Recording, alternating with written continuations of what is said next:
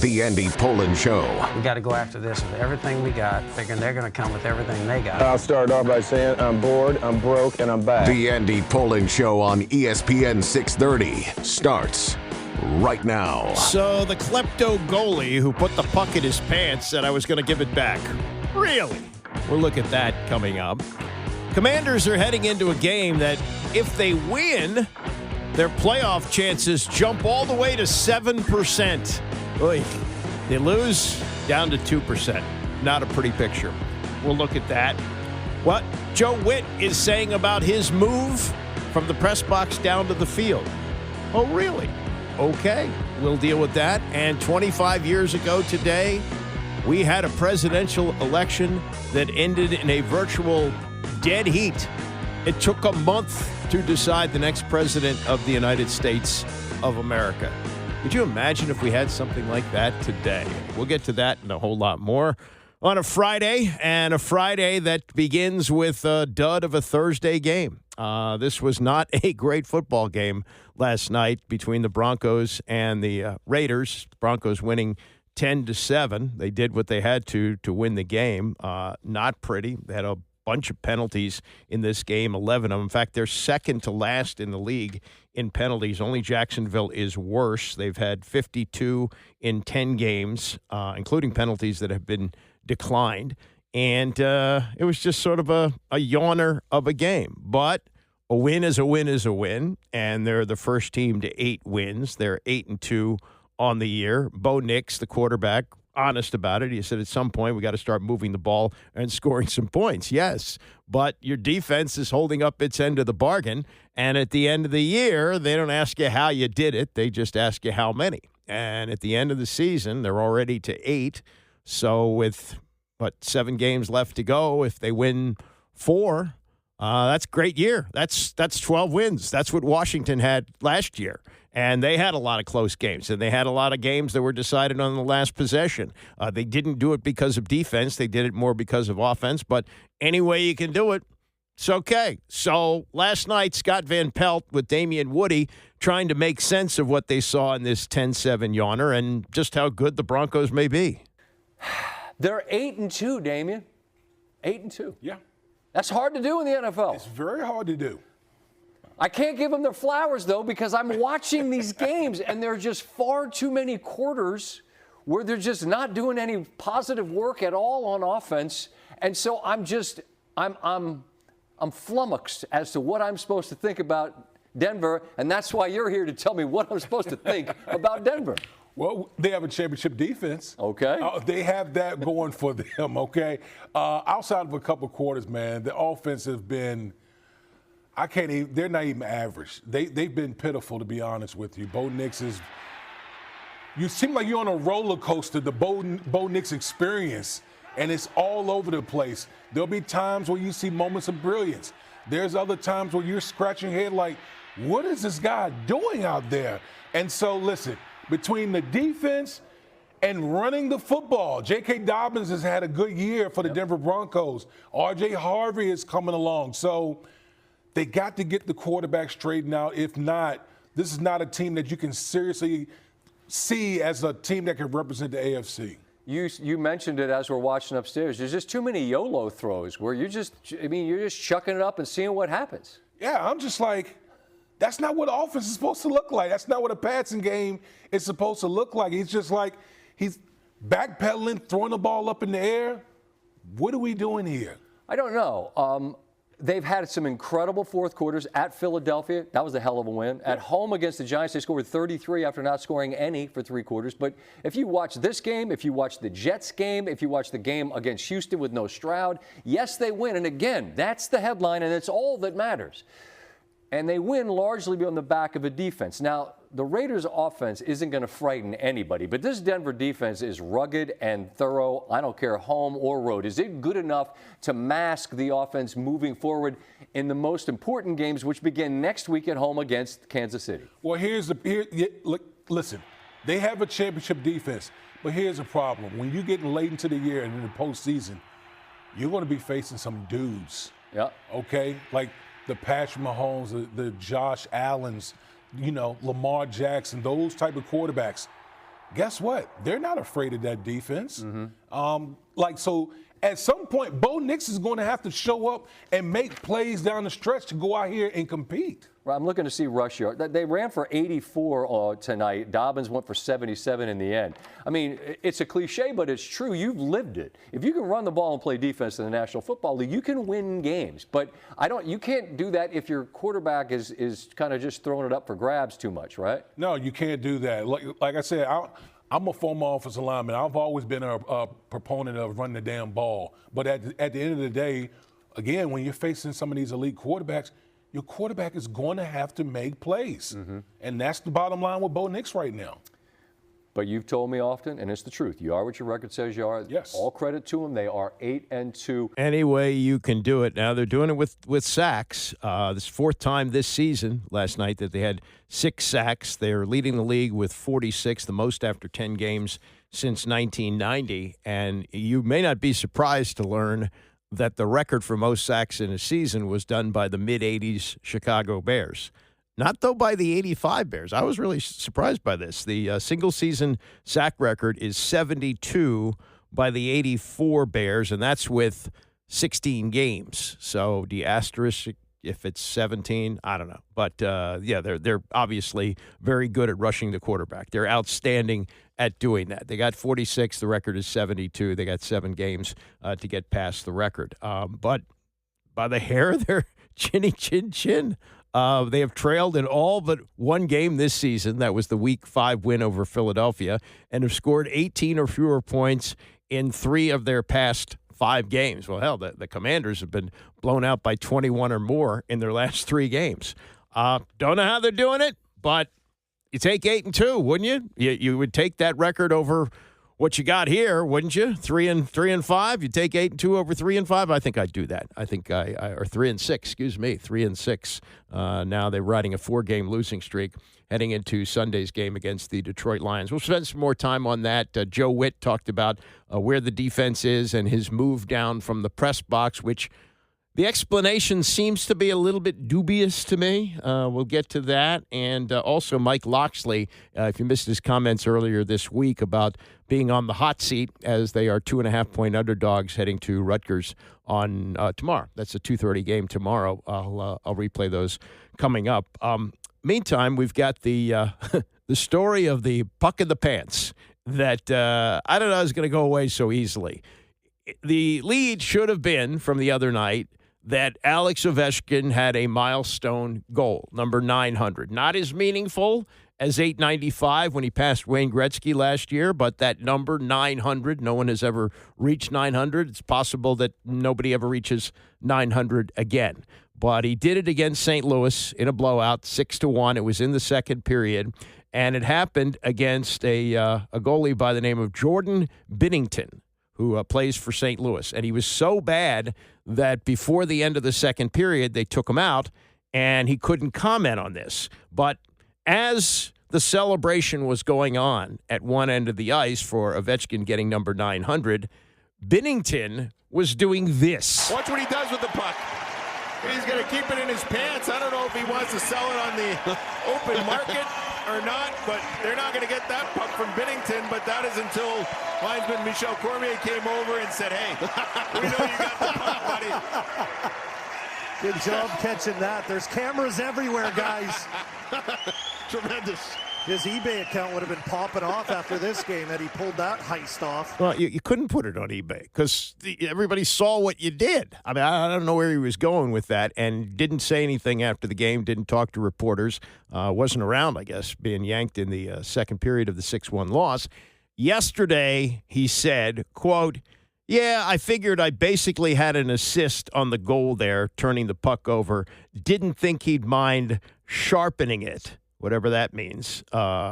He says, I'm sorry, didn't think he'd mind sharing it. He said, I had full intention to give it back to him. Full intention to give the puck back. He's legendary, inspirational player for the game and for the league. It's a good moment for him and the team. Ovechkin was asked about it, and he said, yeah, I just saw it. I'm not going to comment. Like, he didn't say, well, he wasn't going to steal it. No, he said, I'm not going to comment on it. Tony and Mike commented on it yesterday on PTI, and this is what they said. After the game, Binnington didn't speak to the press, though today Binnington said he, quote, had full intention to give it back, unquote. Wilbon, what do you make of this? This has nothing to do with Ovi, what I make of it. It's just Binnington's behavior. We all went to high school with a guy like that. All of us. And, I just started thinking, oh, my God, I'm not going to name any names. Start thinking about Brian White, but that's another story. Of guys who were, pretty tough guys, but they were a little odd, and they, wanted a confrontation, it seems, every day or every other day, and they would do something to make somebody who was maybe a tough guy teacher, Father Busmeyer, come over and say, enough of that, because I'll take you out. It just reminded me of high school. It's so funny to me, Tony. I went back like 50 years. And so that's all it reminds me of. What did Ovi do? Ovi got to 900. That's so cool. Yeah, he got the goal. And he's got to deal with this dope, being a high school, being Potsy Weber. Yeah. Come on. This is what I'm thinking. I'm thinking, what exactly is Binnington thinking? Is he thinking, I'm going to steal this puck, I'm going to sell it on the black market, I'm going to steal this puck, I'm going to put it in a trophy case in my own house? What are you thinking? Are you impressed by the guys who took out the Louvre? Because I don't, by the way, buy this thing that he was going to give him the puck. I don't buy that at all. Made that up, if I'm Gary Bettman, last night I called Binnington and I go, what are you doing? There's cameras all around. We're not going to let you have this puck. What are you nuts? Let me get to Ovi briefly here. What Alexander Ovechkin, living in Washington, both of us have seen hundreds of his goals.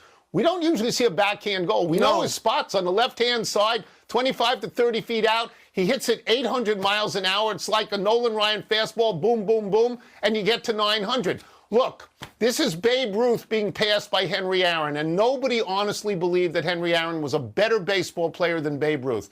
And no one should believe that Alexander Ovechkin is a better hockey player than Wayne Gretzky, whose number he passed.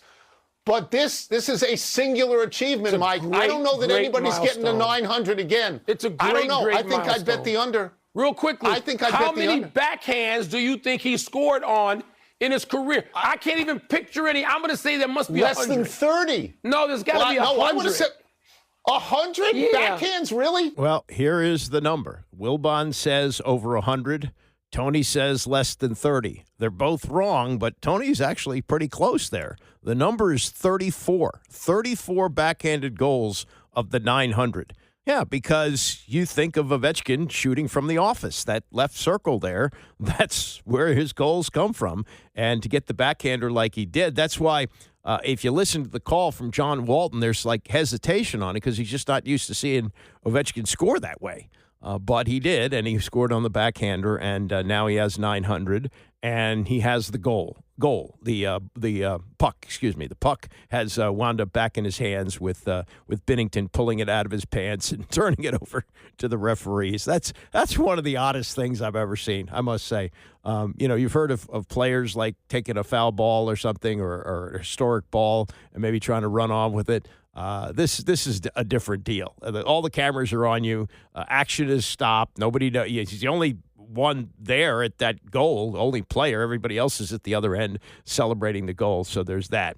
So Alex Ovechkin, 900. He moves on. It's last year of his contract. I would think this is going to be it for him, but who knows? Meantime, Bradley Beal, who Ted Leonsis had the brilliant idea of making him his next Alex Ovechkin and giving him a no-trade contract at the max, which paid him an ungodly amount of money, and now is on his third team since that deal was made, was back in Phoenix last night with the Clippers. Now, you know the story of this, that Ted with the no trade and all that, and then finally he got a sucker to do this. The new owner of the Phoenix Suns thought, I'll put together a big three here. I'll have Kevin Durant, Devin Booker, and Bradley Beal, and we'll win the NBA championship. Last year they finished 6th and 11th in the Western Conference, and last 2 years, and did not win a single playoff game in those 2 years. Over the summer, Beal and the Suns agreed to a contract buyout, which will free him up, and Phoenix will now pay the remaining $100 million over the last 2 years. Oiga fault.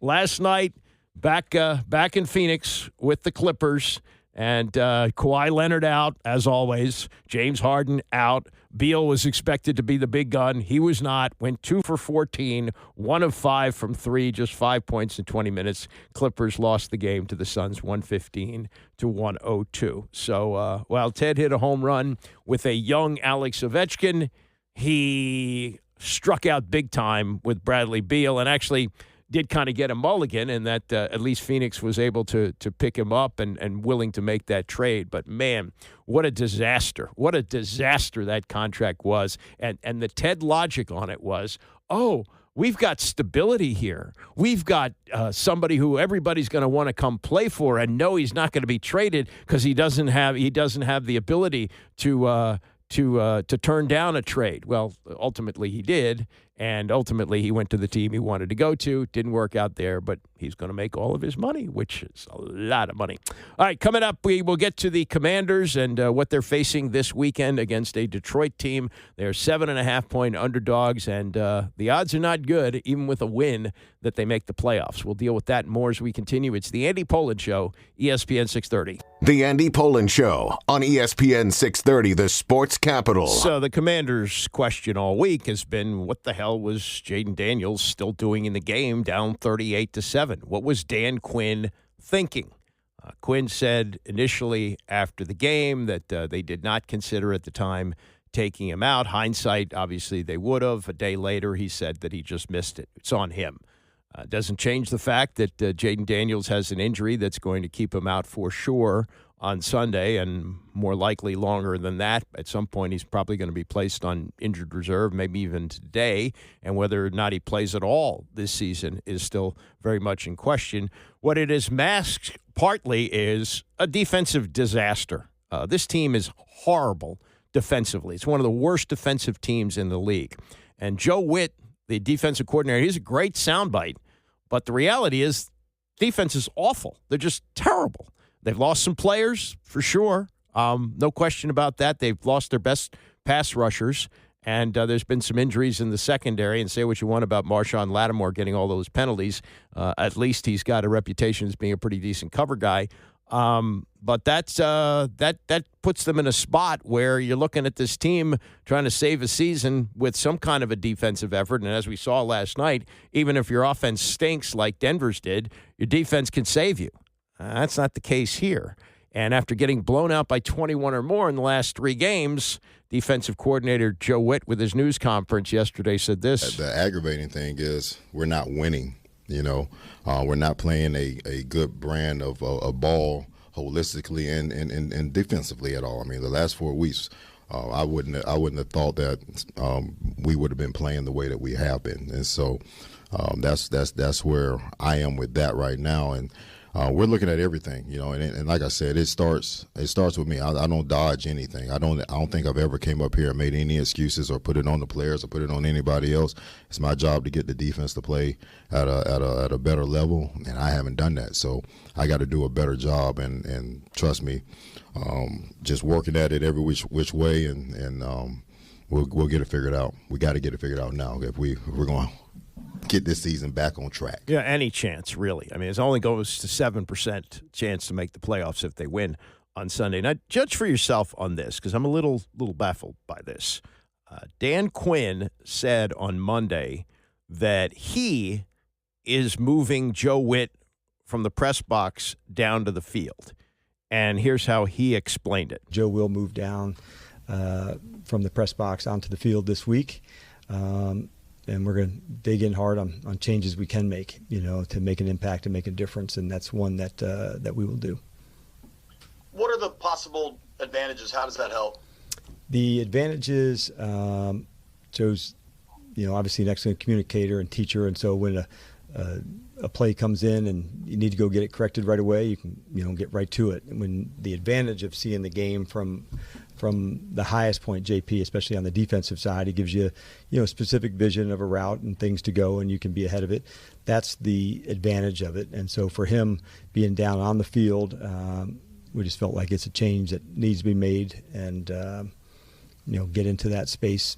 And it may not be forever, but that's what we need at the moment. Now, what was not specifically asked about this move was it a decision that was made by Dan Quinn to move his defensive coordinator, because Joe Whitt works for Dan Quinn technically, or was it Whitt asking to be moved from the press box to the field? I mean, they'll probably get their stories straight and have an answer. I guess Quinn will talk to the media today, so maybe asked to follow up on this.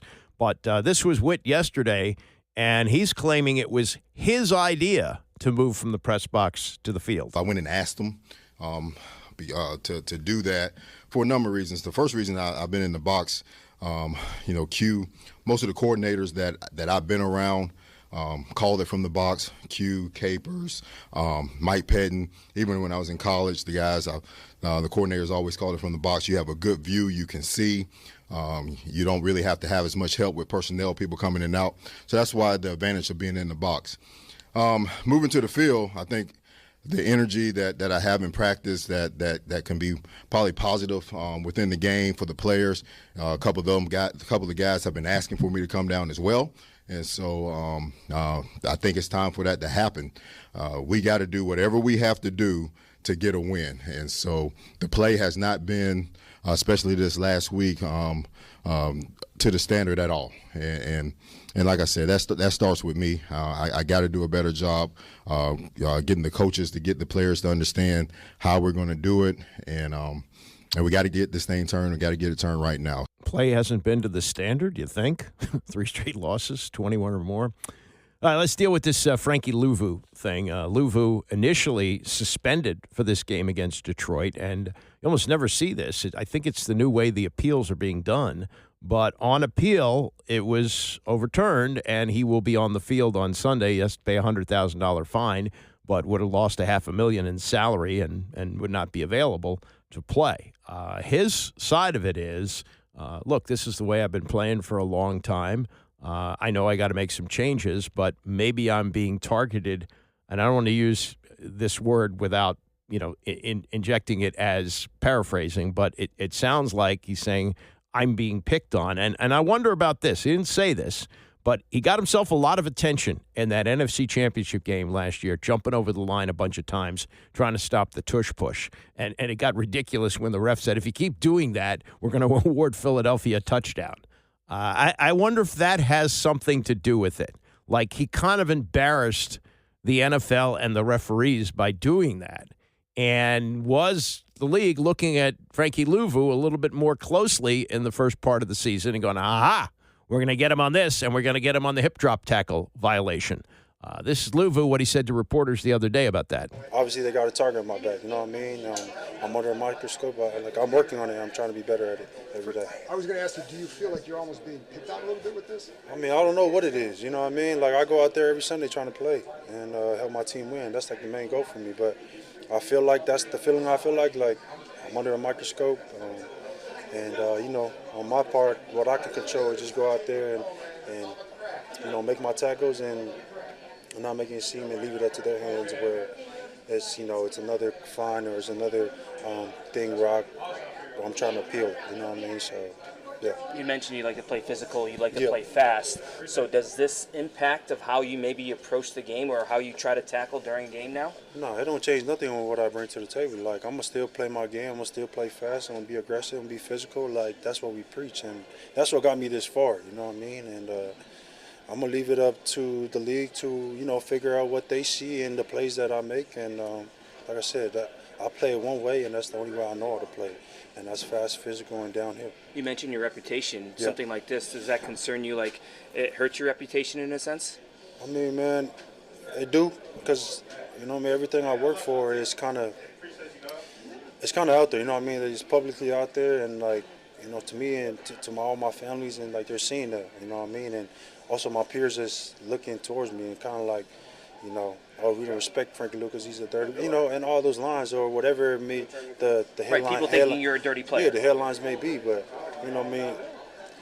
my teammates know who I am, the people that know me and the people that around me know who I am as a player, as a person, and none of my intentions are trying to get out there and trying to hurt somebody, you know what I mean? And I try to play the right game, the right way, and I control what I can control, you know what I mean? I can control what other people think about it. and whoever leaves it up to their hands to make a decision if I got to play or not play. That's Frankie Louvu earlier this week, the suspension that was overturned and allowing him to play on Sunday. Joe Whitt asked about the whole situation yesterday. It takes me back to when they started doing the targeting rule, and as coaches, everybody fought it at the beginning, where in this environment we don't necessarily fight it. We ask the league, all right, help us teach it better, okay? Because they're difficult plays to that's why you don't see a lot of flags on them. There's really fine because they're difficult plays to regulate. And so, we're talking about, we're working drills, one more step, how not to throw your body into it. But it's a fast, violent game, and the player safety is the number one thing, and we understand that. And just like with the targeting, how we've changed the way that we hit the quarterback, how you don't fall on the quarterback, this is a new change. So the defensive players will catch up to it, but it is a difficult thing for the defensive players especially when somebody's running away from you and you get to them, and somebody might hit them from the opposite side, and natural reaction is you go that way. But it's something that we're going to have to learn as coaches and as players to navigate through, because that's where the league is going. Coach them up. Although, the league started enforcing roughing the passer in a different way years ago, and you see some of these things, you go, God almighty. Plus, the other thing on this suspension, the third violation, which occurred in this Seattle game, there was no penalty flag thrown for it. So, I mean, if you're not even going to catch him on the field, how are you going to kick him out for a week? I just we'll see. We'll see how they legislate that. Interesting stuff yesterday from J.J. Watt, one of the great pass rushers of all time, and now an analyst with CBS. He's working with Iron Eagle, who I think is one of the best in the business. And he was on with Dan Patrick yesterday discussing his now burgeoning broadcast career as he looks to do this now. I think he was in the studio for a couple of years, and now he's a full-time game analyst, which he says he likes a lot better, enjoys going from game to game. And as he travels around the league, Patrick asked him, are there quarterbacks that you played against who you did not sack and are still playing, and do you meet them? Pat. I never sacked Pat Mahomes, so yeah. Does he remind you of that? I saw him last summer and we talked about it a little bit, but no, he's good, man. He's good. Tom likes to say that I never got him. We've had this conversation 100 times, but I got him in the playoffs. It just doesn't count as an official sack. What about Rodgers? I got Rodgers twice in one game. I did the belt celebration after the first one, and he threw 6 touchdowns over my head. So that was a mistake. Who talked the most out of Mahomes, Brady, and Aaron Rodgers? Not a ton of talking. Rodgers a little bit. Brady, if you got him fired up, like you get him fired up. Pat didn't talk a whole lot. Now, Andrew Luck talked a lot, but that was just nice. Like, we would just have full-blown conversations, just literal. Like, did it sound like this? Oh, you're a great defensive end. High motor. Oh. Yeah, what a hit, JJ. What a hit. Nice hit. Jeez, man. Like, well, he had a defensive mentality to playing offense, it felt like. He was the best, man. I loved playing Andrew. Like, literally had the most respect for him. Hit him probably harder than I've hit anybody else besides Ryan Fitzpatrick, and every time he popped back up. What happened to Ryan Fitzpatrick? I had a game where I think I had 15 quarterback hits, 0 sacks, and I was just laying the hammer time after time after time. And they were on a 2-minute drive at the end of the game. And I swear I hit him 4 times in a row, 4 knockdowns. Every time I was like, that's it. He's not getting back up. And every time he popped back up. So we eventually were teammates after that. And I shared those stories. And I don't know what it is, but that man, he's got some juice to his game. I love Fitz. Well, I remember Michael Strahan was telling me he had so much respect for Tom Brady when they hit him in that they dominated that Super Bowl, that defensive line. He said, we hit him every time. He said he never complained. He complained about his offensive line, but he never said, he would just say good hit and get back up. But is that more frustrating if a quarterback goes, "Hey, good hit," and he pops back up? No, because I don't want him to be hurt. Like that's like a common misconception. But it's more frustrating to me when he looks at the ref for a flag, because that does work. Like the ref will eventually throw that flag. So I don't want, like, I can't stand it when they just. I love it. I would respect a quarterback when he just pops up and he appreciates that this is a violent game. Okay, but do you say, like, stop being a wuss? No, you got to be a real punk to get me to say something like that. Like, there's some young kids. There are a couple of young kids who later in my career I'd hit them and they would whine, and I'd be like, "You don't have the right to whine here, man." Yeah. Do you know who I am? I'm JJ freaking Watt.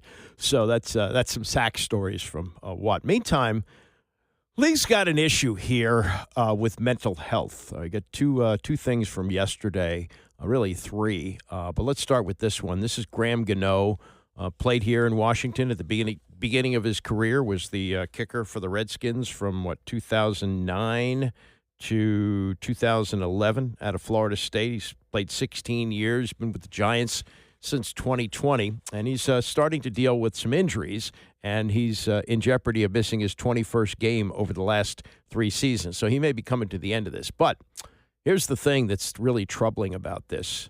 He said, quote, talking about this yesterday, he says, "I hear everyone else's frustration, media, fans, shoot. Ever since sports betting started happening, I get people telling me to kill myself every week because I'll hit a kick that loses them money, or I'll miss a kick and it loses them money. The other day, somebody told me to get cancer and die." He said, we were talking about this morning, guys on the team. He's the player rep. He says, "I hated hearing the news. The biggest thing is it's not just football. It's for everybody. If you have anybody else that's on your mind to reach out to, you never know. It could be the difference." The Giants have been tracking these hateful messages for about 3 years, but this is collateral damage that comes from the betting, and it also addresses mental health issues. That here's someone who's worried about his life because he may or may not have missed a kick. Didn't practice yesterday, missed a 45-yarder last Sunday against the 49ers in the second game back from a 4-game absence because of a groin injury. He's been one of the best kickers in Giants history since he got there in 2020. This year, 18 of 21 on field goals, perfect on points after, and he's been okay for the last couple of years, but he's struggling a little bit, and people want to kill him. And this is just an awful thing where you've got these two stories is kind of staining the league right now. And I don't know anything about whether or not Antonio Brown has mental health issues. I mean, I don't think there's ever been a diagnosis, but just observe his behavior in the last few years. And yesterday, he was arrested in Dubai on an attempted murder charge that goes back to a celebrity boxing event in Miami. Brown taken into custody by U.S. Marshals, flown to New Jersey, where he's being held pending extradition to Miami. According to the arrest warrant, this is a May 16th shooting. Brown accused of grabbing a handgun from a security staffer after a boxing match and firing 2 shots at a man he'd been in a fist fight with earlier. The man told the investigators the bullets grazed his neck. And so, according to what Brown put out on social media, said that I was jumped by multiple individuals who tried to steal my jewelry, cause physical harm to me. Contrary to some video circulating, well, I think it was surveillance video, police temporarily detained me until they received my side of the story, then released me. I went home that night and was not arrested. I will be talking to my legal counsel and attorneys on pressing charges on the individuals that jumped me. A warrant for his arrest on the attempted murder charge was issued June 11th. So what are we, November 8th here? That's, July, August, September, October. This is 5 months later. Second-degree attempted murder charge carries a 15-year prison sentence up to a $10,000 fine. He's had a number of other incidents as well, stemming back to his days in Pittsburgh. Previously been accused of battery of a moving truck driver moving truck driver, several domestic violence charges, failure to pay child support and this is how his career ended. I can't believe it's been 4 years. During a 2021 game against the Jets, he took off his jersey, shoulder pads, and gloves and ran off the field, leading to his release by the Buccaneers and effectively ending his football career. So he's now in custody. You got to wonder about mental health. And then the ultimate, we learned this yesterday, just horrible. Dallas Cowboys defensive end, his name is Marshall Nealand. He blocked a punt and scored a touchdown in the Monday night game. And a couple of nights later, he's driving in Dallas, and it's the toll road, which I'm very familiar with. And police said that there was a traffic violation, and they began to, they had the light behind him, figuring he'd pull over, and he just drove off. And then authorities lost track of him. They later found the car abandoned. Police later found Nealand dead of a gunshot wound in the early morning hours of yesterday, and they are classifying the death as a suicide. His girlfriend apparently told the investigators that he had talked about suicide, and it's just a horrible thing. The Cowboys are off this week; they have a bye. I guess that's somewhat of a blessing in all of this, but just a horrible thing. And I don't know if it's CTE, but these kind of things, they seem to mirror that kind of behavior. As a second-round pick last year, missed some games because of injury, but looked like his career was coming around with this block punt recovered in the end zone. Had a first career sack in the opener against the Eagles, playing in 7 games, missing a couple because of injury. Someone who would cause something like that, I mean, that's just awful. And the league has to address this.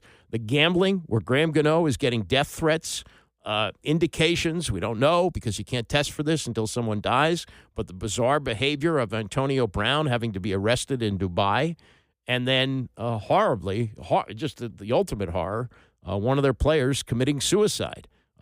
Don't know if it's related to football, but if I had to guess, I would say that there's a pretty good chance of that. And I don't know what the plans are to examine his brain. They do that at a medical center in Boston. But I would think that the family would want to do that. Again, it's not a guy who played a long time in the league. Second year. He's 24 years old. But you start playing football when you're 6 and 7 years old, and you play through high school, you play through college, and it adds up. And it affects different people differently, for sure. But this is just an awful tragedy. All right, coming up, more on the Commanders and their game on Sunday. And it was 25 years ago today that we had a dead heat in the presidential election. It's the Andy Pollin Show, ESPN 630. Been a while, but there is some positive news to report on the Commanders. According to Ian Rappaport of the NFL Network, Jaden Daniels' MRI and medical opinions revealed positive news, as his dislocated left elbow is not as serious as originally thought. No ligament damage, won't need surgery, not placed on injured reserve, meaning the door is open for him to play, certainly not on Sunday, but possibly within the next 4 weeks, next 4 games. They got a bye in between the game against the Dolphins in Barcelona and this night game against the Denver Broncos, so it's a possibility. And look, chances are slim, even if he's healthy, that they're going to be in the playoffs. Slim, I mean really slim. I mean read thin slim. Even if they win against Detroit on Sunday, their playoff chances only jump to 7%. If they lose, it's down to 2%. And, not just Daniels being out, but all the other injuries they have. Terry McLaurin is almost certainly going to miss his second consecutive game. Their defense has been awful, god-awful. And as Kliff Kingsbury said yesterday, because of all those factors, everybody trying to be a hero, that they are pressing. I think all of us are pressing a little bit. Yeah, you definitely feel that. We got to take what's blocked. I thought that's one thing C-Rod did a really nice job when he came in. We got to take what's blocked, and then the big plays will come. But I think as an entire offense, we're pressing, and we've got to just make the routine plays and allow those big plays to happen. Well, they just don't. They can't make big plays, really. They don't have anybody to make them. They just don't have receivers anymore. I mean, even Luke McCaffrey, who was like their third receiver, He's probably going to be out for the season. He's on injured reserve. Noah Brown played, one game this year? McLaurin, big contract. He's been out. Will be out again. Zach Ertz is showing signs that it's probably it for him. This is probably going to be his last year, starting to make some big mistakes, big penalties, dropping passes. It's just not going well. And their third down percentage is not horrible, hasn't been great, but they've been shooting themselves in the foot a lot with penalties. Here's more from Kingsbury. Yeah, we got to finish drives, continue to hurt ourselves in critical moments, whether it's a third down that we convert, get called back, fourth down we convert, get called back. The turnovers keep haunting us. So I think those are areas that keep showing up week in and week out, and it's I think it starts at practice, obviously. So we're trying to tighten some things up there and making sure that the accountability is there in practice when we're repping, treating it like a game, and making sure that when those situations arise in practice that it's a game mentality. Okay, so here we go. They are 7.5-point underdogs, 4:25 kickoff. I would assume that the executives at Fox are going, hey, we scheduled this game as the game of the week. We thought Jaden Daniels was going to play. It's going to be Marcus Mariota. And a Detroit team that a little disappointing last week. They lost to Minnesota. And Minnesota's going to be home Sunday against the Ravens. We got Ravens preview coming up in about 25 minutes. I will get to that. I want to segue to some basketball. And I made mention of this week, that we've got Maryland and Georgetown playing tonight, 6 o'clock at Xfinity Center. Terrible time to have this game. The traffic on Friday in D.C., are you kidding me? People trying to get to that game from the Beltway for a 6 o'clock tip, that's going to be rough. And having done sports radio now, coming up, 33 years in Washington, started it in 1992, there have been a number of stories over the years that start with when. When are we going to get baseball? We did that for over a decade. When are we going to get a baseball team? Finally got a baseball team. And another one of the big stories that we've talked about for decades is, when are Maryland and Georgetown going to have a home and home every year? One year you play on one team's court, another year you play it on the other. I have been in favor of this. I've heard my buddy Kevin Sheehan say this for a long time. Just play it downtown. I know it's Georgetown's home court, but you'd get a big turnout for Maryland, and it would be great, and you'd revitalize the rivalry, which, really has had an interesting history. They have played for two schools that are just a few miles apart. They've played very few times, and a lot of it has to do with the two men who built the programs, Lefty Driesell and John Thompson. And Lefty and John had their issues. They were great for college basketball in this area. John Thompson gave Lefty credit for making this a basketball town, and ultimately they became friends at the end. But they were bitter rivals, and they didn't want to lose to one another. And in the recruiting wars that were going on, recruiting was a lot different then than it is now, because you were trying to get local guys. Now it's just, who has the most cash. And Georgetown actually is flush with cash because, as we found out when Kevin Willard had to jump to a school that didn't have football or football at that level, Villanova, he wanted the cash for basketball. Maryland has to share that money with football, so it's a struggle. And this should be a competitive game from what I've been told. I talked to Chris Naki about it the other night, and he said, among other things, he's got to learn the team because this is a completely new Maryland team. There's one walk-on that's back. Steve Blake's kid is a walk-on this team. Not Steve Blake, but Steve Blake's kid. I don't know if he's any good, but he's on the team. Otherwise, it's a whole new team, and it's hard to have any feel for either Georgetown or Maryland. And I've been watching Maryland basketball really since 1970. So what's that? 55 years. Lefty Driesell came in 1969, but the real splash was when McMillan and Elmore started playing as sophomores. I did follow them.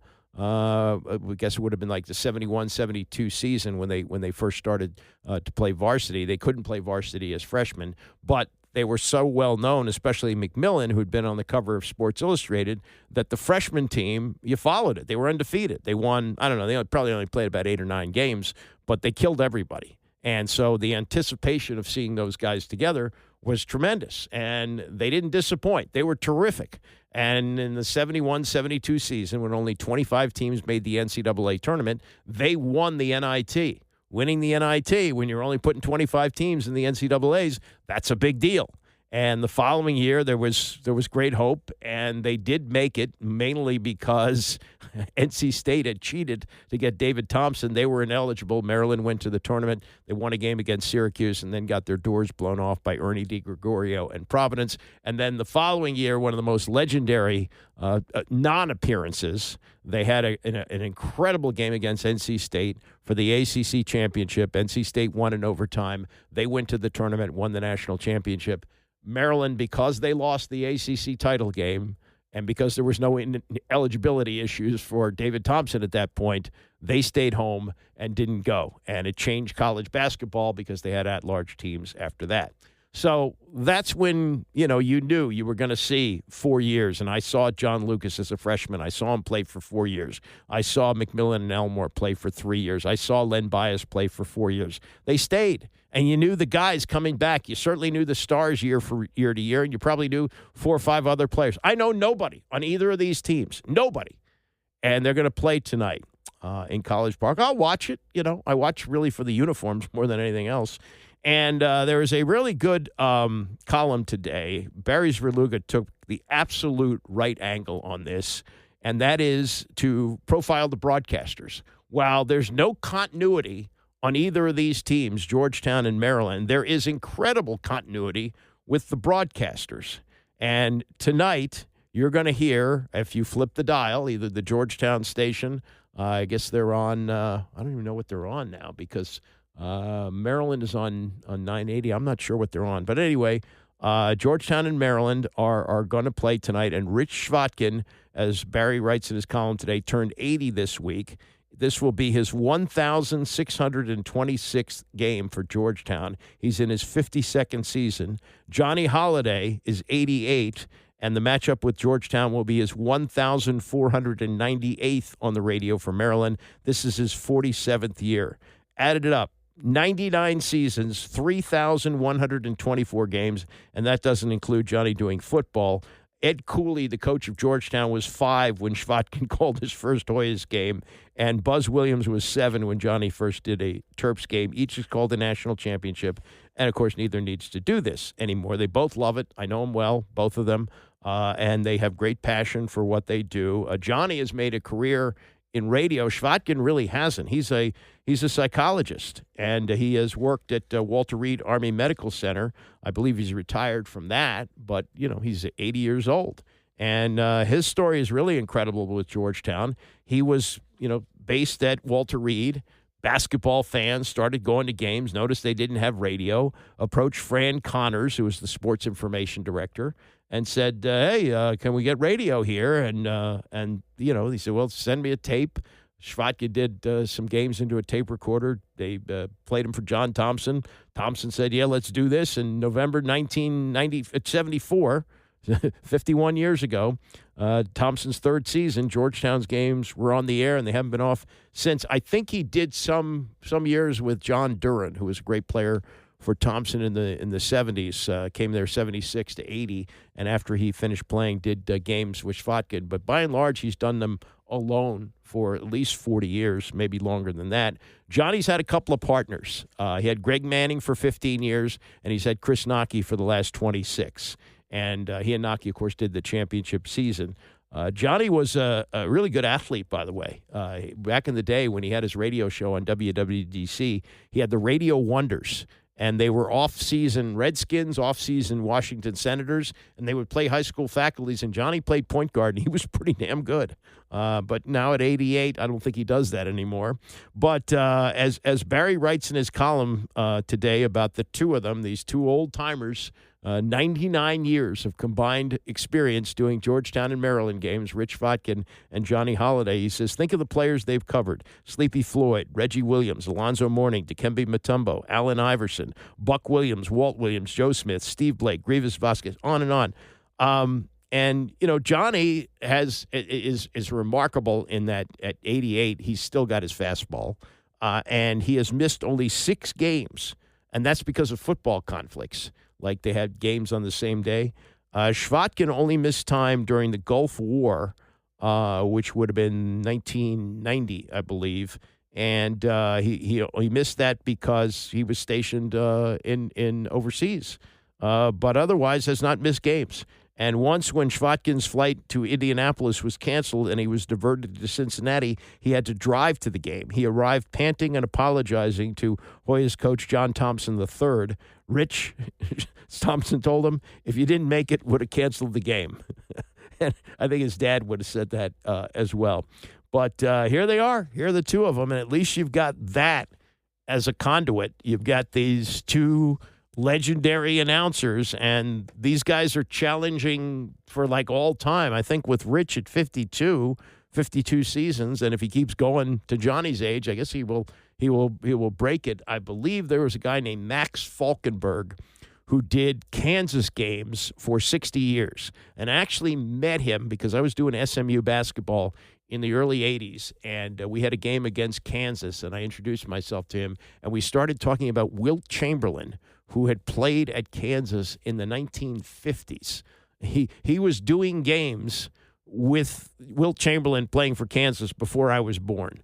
And he did that for 60 years, but remarkable. All you young guys who are panting and waiting to get play-by-play jobs in this area, grab a Snickers, because I don't think Shvatkin's going anywhere anytime soon. He's 80, and Johnny's 88, and he said something in this column, I may do a few more years and then travel. He'd be in his 90s. God bless him. God bless Johnny for doing that. All right, more basketball. This is pro basketball. I found this to be interesting to listen to yesterday. Jim Jackson, who was a terrific player in college at Ohio State, actually recruited by Gary Williams to play at Ohio State. Never played for Gary because Gary went to Maryland, and I believe would have won a national championship at Ohio State had he stayed. But in the wake of the Bob Wade disaster, they brought him here, and Gary did, of course, a tremendous job, back-to-back Final Fours and a national championship. But Jim Jackson had a nice NBA career, played a long time, and now he does a podcast, and he had Michael Cooper on, Michael Cooper of the Showtime Lakers, and he had been in the league for a couple of years when Magic Johnson came to the Lakers. Now, realize where the league was at this point. This was 1979. The Bullets had been in the finals in back-to-back years. They won in 78 against Seattle. They rematched the Sonics in 79, and they lost. And the games were on tape delay.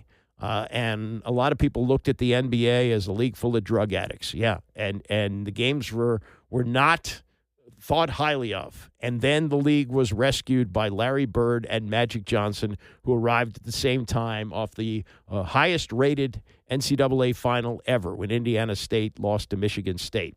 And this is Cooper explaining the shot of life that Magic Johnson not only gave his Lakers, not only gave Kareem Abdul-Jabbar, who had been there for 4 years after being traded from the Bucks and really hadn't gotten them close to being in the finals.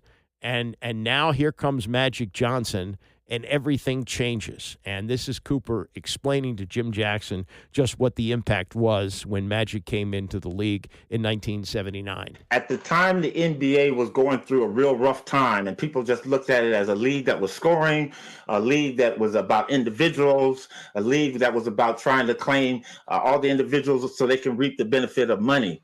When Magic Johnson came, Magic made it a fun sport to play again. Basketball's a game. That's why they call it a game. And Magic brought that unique aspect back.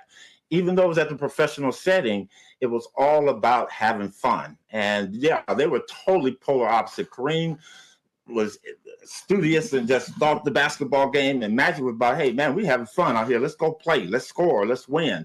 And he brought that winning attitude. So when you put those two together, and they got together so easily. Mm-hmm. You know what? People thought it was going to be oil and water, but it became margarine and bread because Magic just spread over the team, over Kareem, and he changed Kareem's outlook. And we knew Cat was going to always be there. We want him. But Magic, we used to have so much fun in practice, man, when he was there. Once Magic got in, it was just enjoyable to be around. Well, that's a part of the leadership aspect of it, too. When people talk about leadership, it's not always telling people what to do, but it's also being able to read the room and you handle each individual different because they have their different personalities. It seems like Magic, it wasn't fake. It wasn't phony. The personality, he enjoyed it, but he was a fierce competitor. I think people see that smile and Magic doing all the stuff, but that was a deep dive, deep, fierce competitor within, Magic Johnson. Well, you know what? Leaders sometimes lead by example, and that's what Magic did. He came in, and his smile was infectious. But you know what? Sometimes the way he's smiling caught you off guard. But you got to remember, Magic came from Michigan State, 79, they won a championship. So that's all he knew was winning championships, even going back to Everett High School. Yep. When he brought that to the NBA and brought that to our team, and you know what? He'd yell at you sometimes, but again, Magic was going to lead by example. We run suicide, whatever running thing we had to do, 3-player weave. Magic was always first, second, or third. And he was always trying to be first. But obviously myself and Byron Scott were a little bit faster. But he was going to always get out there and run as hard as he could. He was the first one at practice, the last one to leave, training camp. Whatever we did, any meetings we had, he was always there first. So it wasn't about the talk. And sometimes people tell you talk is cheap. Yes, it is, because if you just talking bravado and you don't walk the walk, ain't nobody gonna follow you. But Magic he talked the talk and he walked the walk, and he was always there. And he was the reason why we became the team of the 80s, because he was not gonna let that be any other way. Listen, it's funny because your team, you had individuals that had something that always stood out. Kareem had the skyhook with the goggles. James Worthy had the goggles. Magic had the smile and the passes. But you had something, too, that stood out, which was those high socks, the double high socks. And everybody thought that, that was a fashion statement, but it was more to that high sock story than just putting on double socks and it's white on camera and people could see you, right? What was behind it? Yeah. Well, what was behind it is, going back to high school in 1974, my grandmother had glaucoma real bad. And being with a team of all African-Americans, black players, she goes, Michael, you have to do something to distinguish yourself so I can tell you from the other players. So that's when I came up, okay, let me pull my socks up high. I wore 2 pair of high white socks. I wore 2 white sweatbands. And I wore my strings out on my shorts. And I had the best game of my career. I had 24 points, 15 rebounds. We won that game. It was a televised game on TV. First high school game of the week basketball in like 5 or 6 years at that time.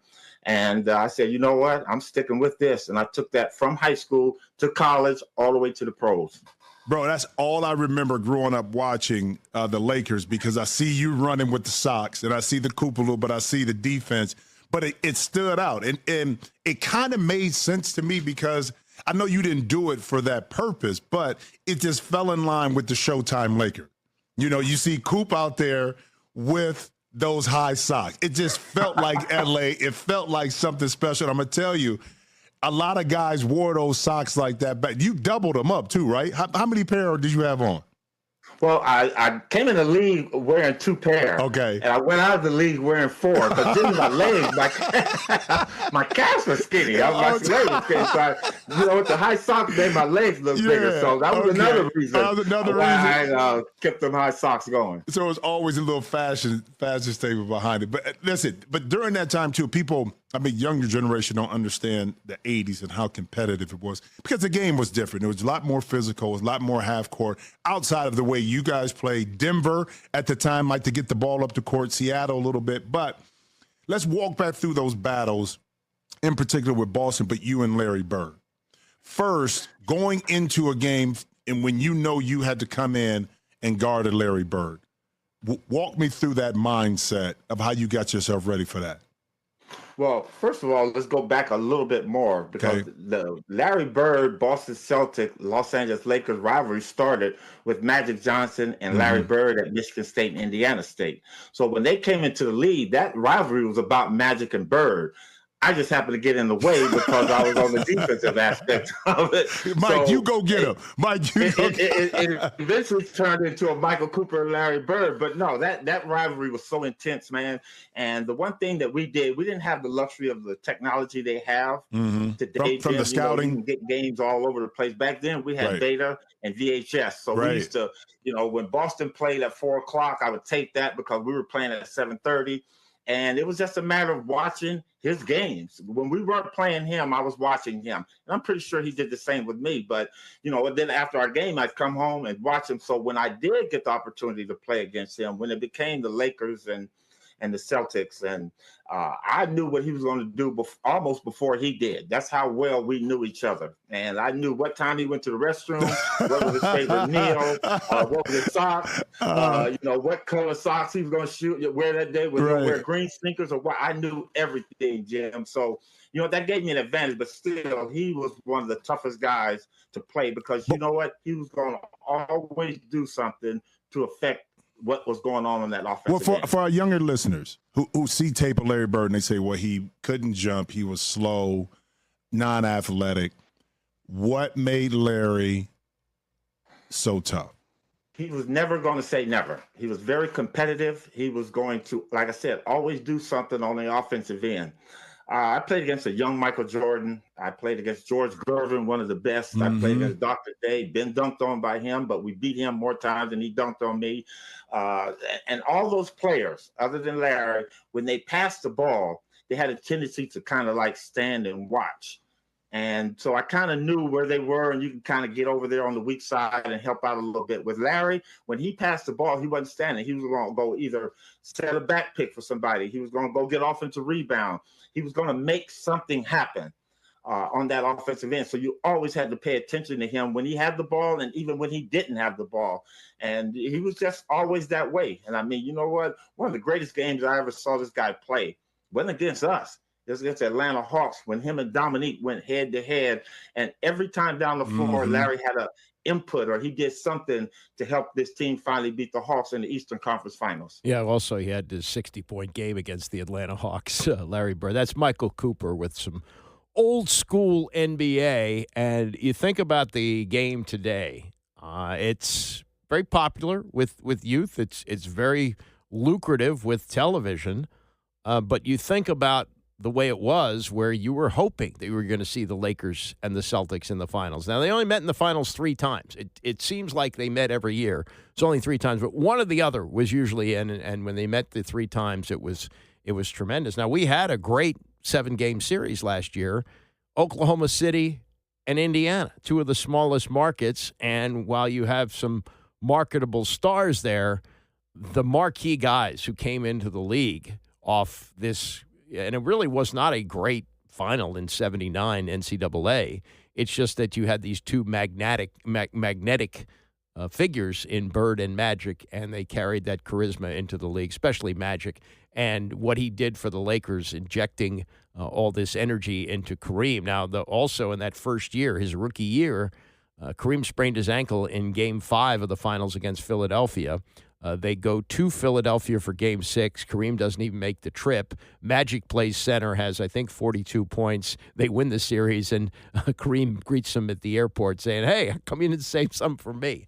Those, to me, were the glory days of the NBA, but for many people, that's ancient history, and it's a different world that they don't live in right now. All right, that does it for me. Bram is coming up next, and I'll see you back here tomorrow morning on Monday morning at 9 a.m.